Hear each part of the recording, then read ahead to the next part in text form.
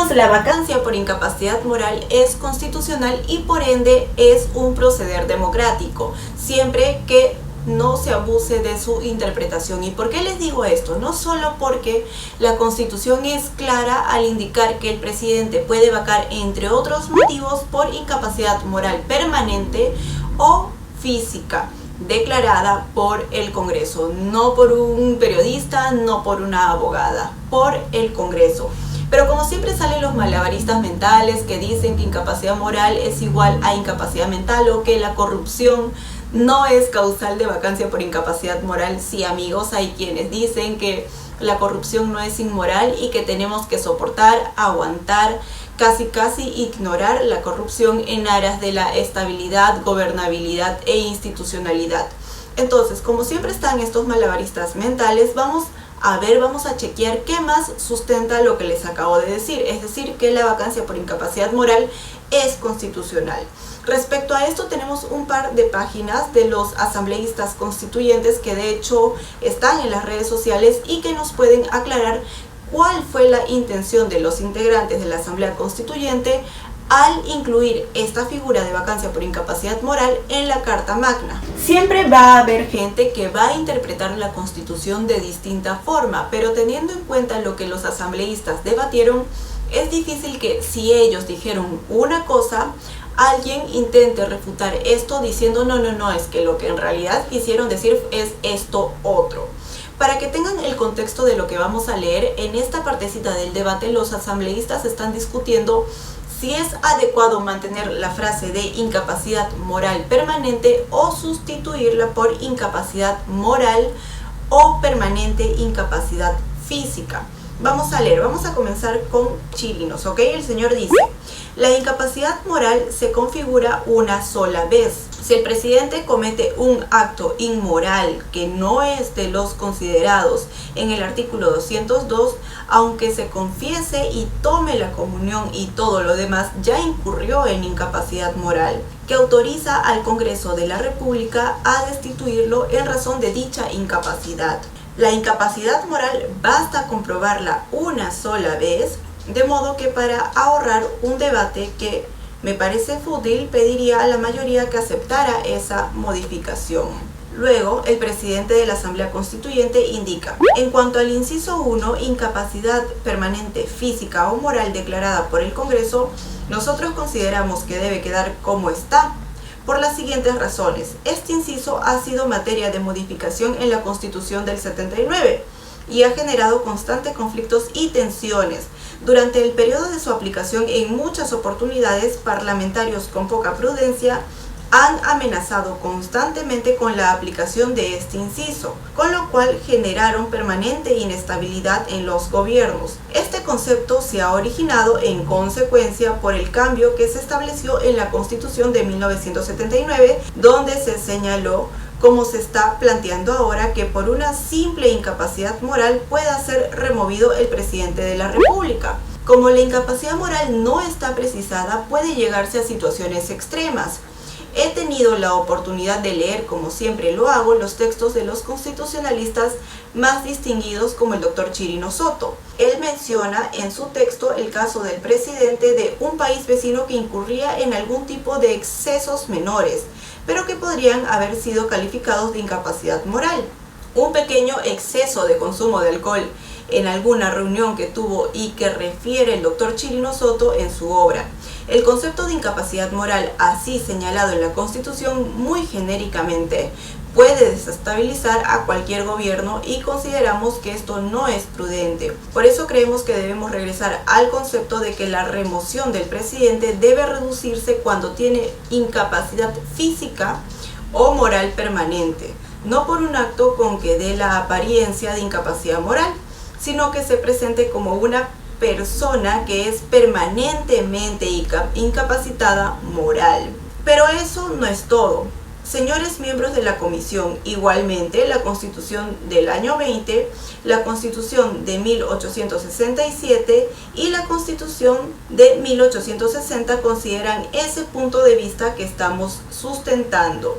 El cambio, en consecuencia, no es superficial, ya que intenta darle estabilidad al gobierno. Si hay incapacidad, sea física o moral, esta tiene que ser evidente y no una mera declaración eventual como se ha estado produciendo en los 10 años de vigencia de esta Constitución. Concretamente, durante todos estos gobiernos, algunos congresistas amenazadoramente han estado utilizando este término y este dispositivo para crear una tensión innecesaria. El presidente tiene que vacar, pero cuando su incapacidad moral o física sea evidentemente permanente.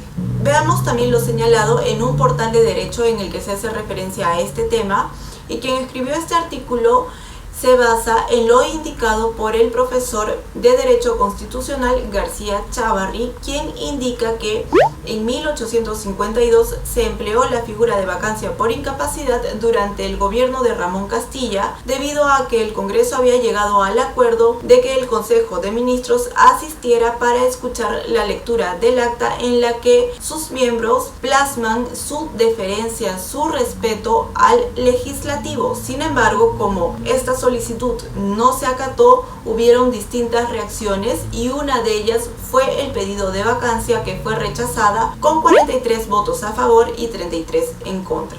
En el artículo también se menciona que en 1914 el presidente Billinghurst fue vacado por incapacidad tras un intento de disolver el Congreso y convocar a consulta popular. Esto también se dio debido a que ambos poderes llevaban una muy mala relación.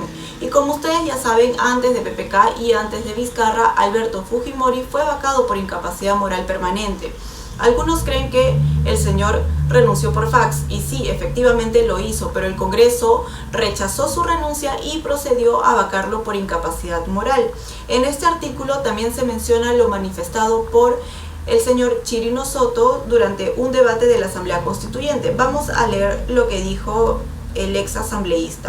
Tratándose de delitos que no sean de función, vale decir, de delitos comunes que el presidente haya cometido o que existe muy verosímil presunción en ese mismo sentido, el Congreso, para declarar la vacancia, recurrirá al artículo bajo comentario sin necesidad de juicio político. De otro lado, el presidente puede cometer actos que, sin ser delictivos, tengan carácter desdoroso para la alta magistratura que desempeña. El Congreso podría asimismo recurrir al artículo bajo comentario. En el caso hace años del presidente Carlos Julio Arosemena, creo que es Arosemena, pero bueno, en Ecuador, quien en ceremonia pública hacía bastante más que olvidarse del protocolo.